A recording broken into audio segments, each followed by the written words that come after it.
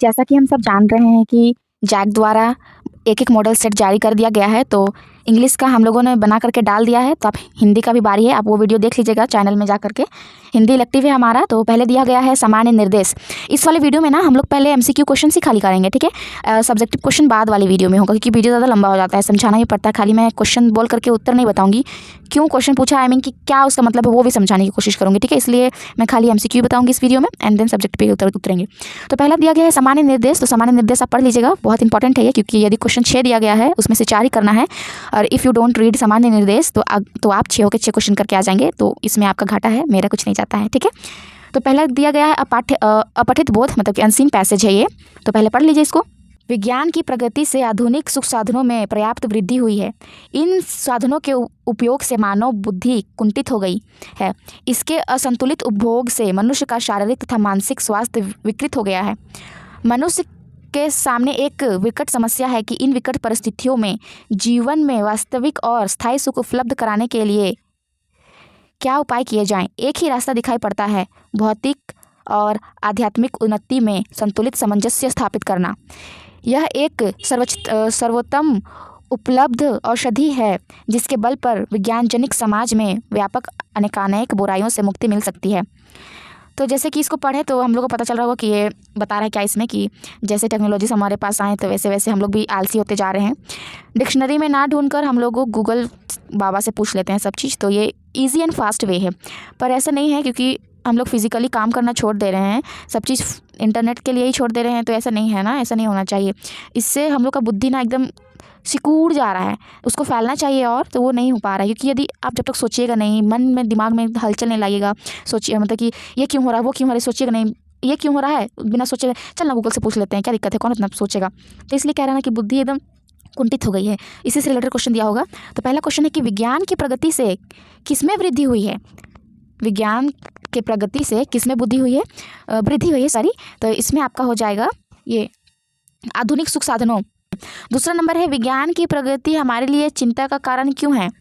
क्या बोल रहा है कि विज्ञान की प्रगति हमारे लिए चिंता का कारण क्यों है। ये तो सुख का कारण होना चाहिए कि वाह हम लोग इतना डेवलप कर रहे हैं और अदर्स डेवलपिंग कंट्री जैसे हम लोग भी डेवलपिंग हो जाएंगे, लेकिन ये चिंता का कारण क्यों है।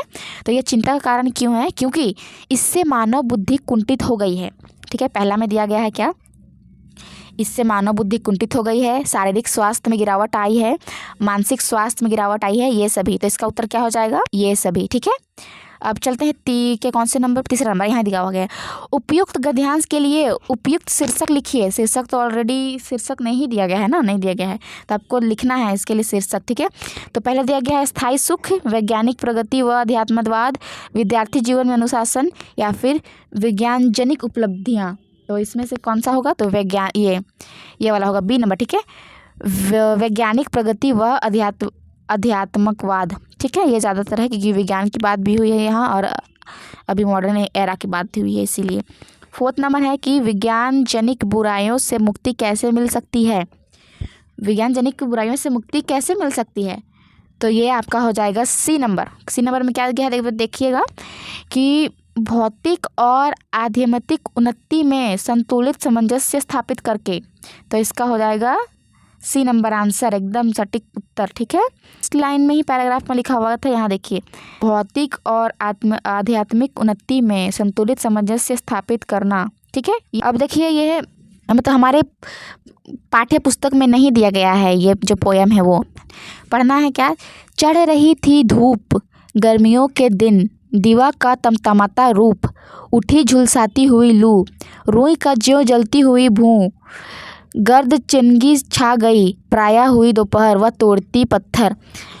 तो देखिए ये मतलब कि ऐसे लू का बात हो रहा है, मतलब कि इसमें गर्मी दिन का बात हो रहा है, और कोई स्त्री है जो पत्थर उत्थर तोड़ रही है, ये सब का बात हो रहा है। तो देखते हैं क्या है इसमें, सॉरी। 5 नंबर है कि कवि किस ऋतु की चर्चा कर रहा है। तो सिंपल है, लू का बात हुआ है भाई, तो यहाँ पास तो ग्रीष्म ऋतु की बात हुई है, डी एकदम सटीक उत्तर हो जाएगा। फिर 6 नंबर दिया हुआ है, यहाँ वह है, तो वह तोड़ती पत्थर है ना, लास्ट लाइन लिखा हुआ है, तो वहाँ तोड़ती पत्थर, तोड़ता पत्थर तो नहीं है, तोड़ती है, तो वो एक स्त्री ही है, ठीक है। फिर है उपयुक्त पद्यांश के लिए सबसे उपयुक्त शीर्षक दीजिए। तो जो ऊपर दिया गया है वो पद्यांश के लिए एकदम उपयुक्त, तो इसका हो जाएगा आपका सबसे सटीक हो जाएगा तोड़ती पत्थर। ठीक है, दोपहर नहीं देंगे क्योंकि यहाँ दोपहर से लग रहा है दोपहर का भोजन याद आ जाएगा ना, इसीलिए नहीं दे रहे हैं। ठीक है, तोड़ती पत्थर इज़ द बेस्ट।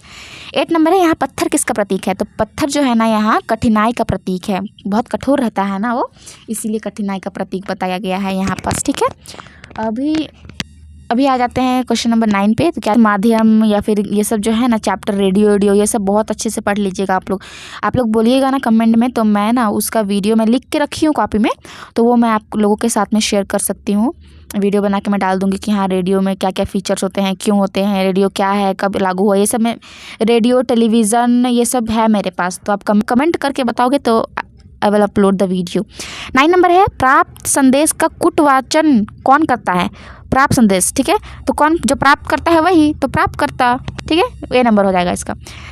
लाइव शब्द का अर्थ क्या है? लाइव, इंस्टाग्राम में लाइव वीडियो चलाते हैं ना, यूट्यूब में लाइव वीडियो चलाते हैं तो सीधा प्रसारण होना, जिसका सीधा प्रसारण, तो ए नंबर इसका हो जाएगा। ठीक है, 11 नंबर है, सबसे ऊंची बाई और प्रेषक पत्र भेजने वाला, मतलब प्रेषक जो कौन है, पत्र भेजने वाला का नाम वह पता लिखा जाता है, ऐसे किस पत्र में लिखा जाता है? तो सबसे पहले हम लोग बाई और मतलब कि लेफ्ट हैंड साइड में हम लोग जब लेटर लिखते हैं तो क्या कहते हैं, सबसे पहले नाम और उसके नीचे पता लिखते हैं। तो पेरेंट्स, फैमिली, अनऑफिशियल लिखते हैं तो उसमें आप पहले अपना नाम सब लिखते हैं और वो भेजने वाले के पत्र भेजने वाले का पता उता लिखते हैं। ठीक है, तो कौन सा वाला पत्र में होगा ये? तो ये पत्र कौन सा पत्र कहलाएगा? व्यक्तित्व। ठीक है, यहाँ देखिए, एक मिनट रुकिए, हाँ व्यक्तित्व पत्र, एक मिनट पत्र। ठीक है, फीचर से संबंधित निम्न में से कौन सा कथन सही नहीं है? फीचर से संबंधित निम्नलिखित कौन सा कथन सही नहीं है? तो पहला क्या है, पहले पढ़िए ध्यान से। फीचर में लेखक अपने विचार डाल सकते हैं। ऐसे कैसे भाई, कुछ भी थोड़ी डालेगा। फीचर लिखने का एक तय ढांचा या फॉर्मूला होता नहीं। अच्छा क्या बोला है, फीचर लेखन का एक तय ढांचा फॉर्मूला होता है, तय किया हुआ ढांचा फॉर्मूला रहता है। अच्छा ठीक है, सी नंबर क्या है, फीचर का मुख्य उद्देश्य मनोरंजन करना है। मुख्य उद्देश्य मनोरंजन खाली नहीं है, ऐसा नहीं है। फीचर आमतौर पर समाचार रिपोर्ट्स में से बड़े होती है, नहीं ऐसा नहीं है। इसका सटीक उत्तर आपका हो जाएगा बी नंबर। क्या बोल रहा है, फीचर लेखन का एक तय ढांचा या फॉर्मूला होता है। ज़्यादा समझने की ज़रूरत नहीं है, उत्तर देख लीजिए, आएगा तो टिक कर दीजिएगा, अभी उतना पढ़ने का टाइम नहीं है हम लोगों के पास। 13 नंबर है, निम्न में से कौन सा कार्य संपादक का नहीं है? संपादक का कौन सा कार्य नहीं है? तो जगह जगह जाके न्यूज इकट्ठा करना। तो पहले देख लेते हैं ए नंबर में क्या बोल रहा है, निष्पक्ष भाव से समाचार छापना, प्रथम पृष्ठ पर छापी गई खबरों के बारे में निर्णय लेना, क्षेत्र से खबरें इकट्ठा करना, निश्चित समय पर समाचार पत्र छपवाना। में आपका हो जाएगा क्षेत्र से खबरें इकट्ठा करना। ठीक है, फिर है जनसंचार माध्यमों का प्रमुख कार्य क्या है? जनसंचार माध्यमों का प्रमुख कार्य क्या है? देखिए ये सब क्वेश्चन बहुत इंपॉर्टेंट है, हमारे पाठ्य पुस्तक में ये सब नहीं दिया गया है, लेकिन टीचर्स का जो काम था कि आप लोगों को ये मुद्रित माध्यम हो गए, जनसंचार हो गए, ये सब के बारे में आपको कॉपी में लिखवाना था। पहला सबसे पहले क्लास शुरू होने पर हम लोगों को यही सब पढ़ना था, जैसे 11th में पढ़े थे। तो जनसंचार माध्यमों का प्रमुख कार्य क्या है? तो सबसे पहली बात तो क्या क्या है भाई, लोगों का मार्गदर्शन करना बिल्कुल, मनोरंजन करना बिल्कुल, सूचना देना तथा शिक्षित करना, ये सभी। तो इसका उत्तर हो जाएगा ये सभी। ठीक है, भारत में प्रकाशित होने वाला पहला अखबार कौन सा है? तो बंगाल गजट। ठीक है, बंगाल बजट से याद कर लीजिएगा, बंगाल गजट। 16 नंबर, कम से कम शब्दों में तत्काल महज सूचना देने वाले समाचार के किस चरण के अंतर्गत आता है? कम समय में सबसे एकदम मस्त ज़्यादा खबर बताने के लिए 5 मिनट में 100 खबर बोलता है ना, न्यूज़, आज तक न्यूज़ सब में देखिएगा तो वो फ्लैश न्यूज़ कहलाता है। ठीक है, फ्लैश न्यूज़, फ्लैश होता है, टक टक टक टक ऐसा होता है एकदम। 16 नंबर देख लीजिए। 17 नंबर है, ये पाठ्य पुस्तक से दिया गया है सारा क्वेश्चन। ठीक है, तो क्वेश्चन है आपका, पहले पढ़ना है फिर उत्तर देना है। चढ़कर मेरे जीवन रथ पर प्रलय चल रहा अपने पथ पर, मैंने निज दुर्बल पद बल पर उससे हारी होड़ लगाई। प्रस्तुत पंक्तियों की रचयिता कौन है? तो ये जो ऊपर दिया गया है उसको किसने लिखा है? तो जयशंकर प्रसाद, ये देवसेना के गीत से है। ठीक है, इस पद्यांश का प्रतिपाद है देवसेना का प्रेम पीड़ा। 19 नंबर है, इस पद्यांश में कौन सा अलंकार नहीं है? तो इस पद्यांश में आपका कौन सा पद्यांश अलंकार नहीं है? तो यमक अलंकार। बी से प्रस्तुत पंक्तियाँ किस नाटक से ली गई हैं? तो ये जो छोटा पाठ है किसका? स्कंदगुप्त का। ठीक है, फिर पढ़ते हैं, फिर पढ़ने के लिए दिया गया है, क्या, रुकिए एक मिनट, इसको एडजस्ट कर लेते हैं। हाँ, और कितना कड़ा करूं दिल, माँ से कहना मैं भाई भाभीियों की नौकरी करके पेट पालूंगी, बच्चों की जूठन खाकर एक कोने में पड़ी रहूंगी, लेकिन यहाँ अब नहीं रह सकती। कहना यदि माँ मुझे यहाँ से नहीं ले जाएगी तो मैं किसी दिन गले में घड़ा बांधकर पोखरे में डूब मरूंगी। भथुआ साग खाकर कब तक जीऊँ, किसके लिए, किस लिए। तो 20 नंबर इसमें ये आपका जो है ना, ये हरगोविंद चैप्टर से समधिया पाठ से लिया गया है, जिसमें बड़ी बोहरिया और हरगोविंद जो समधिया है उस कहानी में, मतलब इस पाठ में ये कहानी दिया गया है। तो 21 नंबर है प्रस्तुत पंक्तियाँ, ठीक है, प्रस्तुत पंक्तियाँ किस पाठ से उद्गृत है, तो ये आपका हो जाएगा समधिया, ठीक है। फिर है यहाँ वक्ता कौन है, वक्ता मतलब बोलने वाली है, जो लाइन दिया हो गया है उसको कौन बोल रही है, तो इसको बोल रही है बड़ी बोहरिया, ठीक है। फिर है यदि माँ मुझे यहाँ से नहीं ले जाएगी तो मैं किसी दिन गले में घड़ा बांध कर पोखरे में डूब मरूंगी। यहाँ वक्ता का कौन सा प्रभाव प्रकट हुआ है, मतलब जो बोल रही है उसका कौन सा भाव प्रकट हुआ है, तो व्याकुलता, ठीक है, व्याकुल है वो, कैसे रहेगी, क्या करेगी, नहीं समझ में आ रहा कुछ भी। 24 नंबर है यहाँ श्रोता कौन है, श्रोता मतलब सुनने वाला, तो बड़ी ऑब्वियसली बहुत ईजी सवाल है ये, हरगोविंद, ठीक है। फिर से निम्नलिखित पढ़ना है भाई, क्या है देखिए, निम्नलिखित प्रश्नों के सही विकल्प का चयन कीजिए। 25 नंबर है यह दीप अकेला कविता में दीप किसका प्रतीक है, यह दीप अकेला कविता में दीप किसका प्रतीक है, तो दीप जो है वो व्यक्ति का प्रतीक है।